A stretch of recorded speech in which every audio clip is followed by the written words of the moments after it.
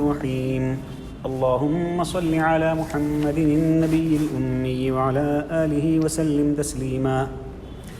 معجزات نبوی صلی اللہ علیہ وسلم کا انسائکلوپیڈیا، اس میں زمینی معجزات کے واقعات اور روایتوں کا سلسلہ چل رہا ہے۔ آج کھجوروں میں برکت اور کھانے میں برکت اور زہر آلود بکری کے واقعات کا بیان یہاں پر پڑھا جا رہا ہے۔ عرباض بن ساریہ کی حدیث اور رسول اللہ صلی اللہ علیہ وسلم کی کھجور میں برکت کا ظہور۔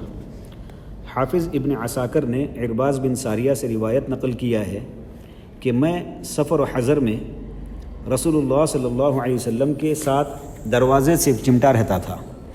ہم تبوک میں ایک رات کسی حاجت سے نکلے۔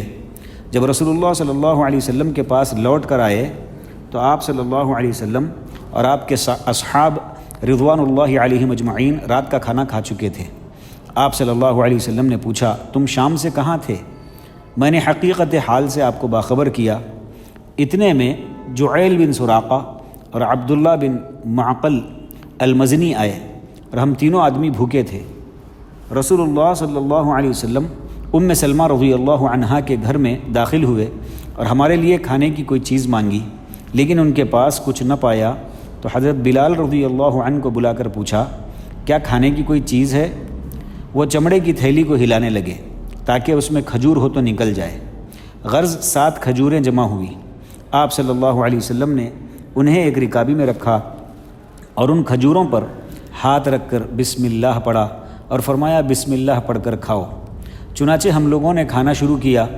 میں نے گن کر 54 یعنی 54 کھجوریں کھائی اور ان کی گٹلیوں کو دوسرے ہاتھ میں رکھا، اور میرے ساتھی بھی وہی کچھ کر رہے تھے جو میں کر رہا تھا۔ ان دونوں نے بھی 50 کھجوریں کھائی۔ جب ہم لوگ کھانے سے فارغ ہو گئے تب بھی 7 کھجوریں بچی کی بچی رہ گئیں۔ رسول اللہ صلی اللہ علیہ وسلم نے فرمایا، اے بلال، ان کھجوروں کو اپنی تھیلی میں رکھ لو۔ دوسرے دن آپ صلی اللہ علیہ وسلم نے ان کھجوروں کو ایک رکابی میں رکھا اور فرمایا، بسم اللہ پڑھ کر کھاؤ۔ ہم سب لوگ کھا کر آسودہ ہو گئے اور ہماری تعداد 10 تھی۔ جب ہم کھانے سے فارغ ہوئے تب بھی وہ کھجوریں اتنی ہی تھیں جتنی پہلے تھیں، یعنی 7۔ آپ صلی اللہ علیہ وسلم نے فرمایا، اگر مجھے اپنے پروردگار سے شرم نہیں آتی تو میں ان کھجوروں سے کھاتا رہتا یہاں تک کہ ہم مدینہ لوٹ جاتے۔ پھر جب آپ صلی اللہ علیہ وسلم مدینہ واپس آئے تو اہل مدینہ کا ایک چھوٹا سا بچہ نمودار ہوا۔ آپ صلی اللہ علیہ وسلم نے ان کھجوروں کو اس بچے کو دے دیا اور وہ بچہ انہیں چباتے ہوئے چلا گیا۔ ایک اور روایت یہاں پر ہے، دوسرا واقعہ۔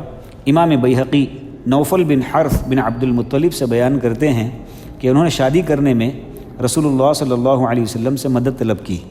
آپ صلی اللہ علیہ وسلم نے ایک عورت سے ان کی شادی کر دی۔ پھر انہوں نے کھانے کی کوئی چیز تلاش کی لیکن کچھ نہیں پایا تو رسول اللہ صلی اللہ علیہ وسلم نے ابو رافع اور ابو ایوب کو اپنا زرہ دے کر بھیجا۔ انہوں نے اس زرہ کو ایک یہودی کے پاس 30 صاع جو میں رہن رکھ دیا۔ رسول اللہ صلی اللہ علیہ وسلم نے اسے نوفل کو دے دیا۔ نوفل کہتے ہیں کہ ہم اس جو سے 6 ماہ تک کھاتے رہے، پھر اس کو ماپا تو اتنا ہی پایا جتنا کہ ہم نے پہلے رکھا تھا۔ میں نے اس بات کا تذکرہ رسول اللہ صلی اللہ علیہ وسلم سے کیا تو آپ صلی اللہ علیہ وسلم نے فرمایا، اگر تم اس کو نہیں ناپتے تو اپنی زندگی بھر کھاتے۔ آگے لکھا ہے، مسلمان ایک آنت میں پیتا ہے اور کافر 7 آنتوں میں پیتا ہے۔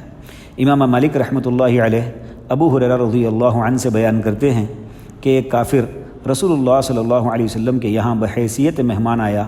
آپ صلی اللہ علیہ وسلم نے اس کی میزبانی کے لیے ایک بکری دوہنے کا حکم دیا، یعنی دودھ نکالنے کا۔ مہمان نے اس کا دودھ پیا، پھر دوسری بکری دوہی گئی تو اس کا دودھ بھی وہ پی گیا، پھر تیسری بکری کا دودھ بھی پی گیا۔ اس طرح وہ 7 بکریوں کا دودھ پی گیا۔ جب صبح ہوئی تو اس نے اسلام قبول کر لیا۔ رسول اللہ صلی اللہ علیہ وسلم نے اس کی میزبانی کے لیے ایک بکری کا دودھ دوہنے کا حکم فرمایا۔ بکری کا دودھ دوہا گیا، اس نے دودھ پیا، پھر دوسری بکری کو دوہنے کا حکم دیا، لیکن وہ اس دوسری بکری کا پورا دودھ نہیں پی سکا۔ رسول اللہ صلی اللہ علیہ وسلم نے ارشاد فرمایا کہ مومن ایک آنت میں پیتا ہے اور کافر 7 آنتوں میں پیتا ہے۔ آگے کا ایک واقعہ ہے، مہمان کے لیے کھانا نہ رہنے پر رسول اللہ صلی اللہ علیہ وسلم کی دعا۔ امام بیہقی نے واصلہ بن اسقع رضی اللہ عنہ سے روایت کی ہے کہ رمضان سایہ فگن ہوا اور ہم اہل صفہ میں تھے، ہم نے روزہ رکھا۔ جب ہم افطار کر لیتے تو ہم اہل صفہ میں سے ہر ایک کے پاس کوئی آدمی آتا اور لے جا کر رات کا کھانا کھلاتا۔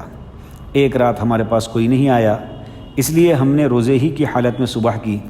دوسری رات کو بھی کوئی ہمیں لینے نہیں آیا تو ہم رسول اللہ صلی اللہ علیہ وسلم کی خدمت میں حاضر ہوئے اور آپ صلی اللہ علیہ وسلم کو حقیقت حال سے باخبر کیا۔ آپ صلی اللہ علیہ وسلم نے اپنی تمام بیویوں کے پاس پوچھنے کے لیے بھیجا کہ کیا ان کے پاس کوئی کھانے کی چیز ہے۔ ازواج مطہرات میں سے ہر ایک نے نفی میں جواب دیا اور قسم کھائی کہ ان کے پاس آدمی کے کھانے کے لیے کوئی چیز نہیں ہے۔ رسول اللہ صلی اللہ علیہ وسلم نے اپنے مہمانوں کو جمع کیا اور یہ دعا فرمائی، اے اللہ، میں تیرا فضل اور رحمت مانگتا ہوں کیونکہ یہ تیرے ہی ہاتھ میں ہے، تیرے علاوہ اس کا کوئی مالک نہیں۔ تھوڑی دیر کے بعد ایک شخص نے اجازت طلب کی اور ایک بھونی ہوئی بکری اور روٹیاں پیش خدمت کی۔ رسول اللہ صلی اللہ علیہ وسلم کے حکم سے اسے ہمارے سامنے پیش کیا گیا۔ ہم لوگوں نے آسودہ ہو کر کھایا۔ پھر رسول اللہ صلی اللہ علیہ وسلم نے ہم سے فرمایا، ہم نے اللہ تعالیٰ سے اس کا فضل اور رحمت طلب کیا تو یہ اس کا فضل ہے اور ہمارے لیے اپنی رحمت کو اپنے پاس ذخیرہ اندوز کر دیا ہے۔ آگے ایک اور واقعہ لکھا ہے، عمر رضی اللہ عنہ کے گھر کھانے میں برکت کا ظہور۔ امام احمد رحمۃ اللہ علیہ نے دکین بن سعید الخثمعی سے روایت کی ہے کہ ہم 440 آدمی کھانا طلب کرنے کے لیے رسول اللہ صلی اللہ علیہ وسلم کی خدمت میں حاضر ہوئے۔ رسول اللہ صلی اللہ علیہ وسلم نے عمر رضی اللہ عنہ سے فرمایا، جاؤ اور انہیں کھانے کے لیے دو۔ عمر رضی اللہ عنہ نے عرض کیا، اے اللہ کے رسول صلی اللہ علیہ وسلم، میرے پاس صرف اتنا ہے جو میرے اور میرے اہل خانہ کے لیے موسم گرما میں کافی ہو سکتا ہے۔ وکیع کہتے ہیں کہ حدیث میں مذکور لفظ قیز کا اطلاق کلام عرب میں 4 ماہ پر ہوتا ہے۔ آپ صلی اللہ علیہ وسلم نے دوبارہ فرمایا، اے عمر، جاؤ اور انہیں کھانے کے لیے دو۔ عمر رضی اللہ عنہ نے کہا، اے اللہ کے رسول، آپ کا فرمان سر آنکھوں پر۔ دکین بن سعید کہتے ہیں، اس کے بعد عمر رضی اللہ عنہ کھڑے ہوئے اور ہم بھی ان کے ساتھ چل پڑے۔ ہمیں لے کر وہ اپنے کمرے تک گئے اور اپنے ازار باندھنے کی جگہ سے کنجی نکال کر دروازہ کھولا تو کمرے میں کھجور وافر مقدار میں تھی۔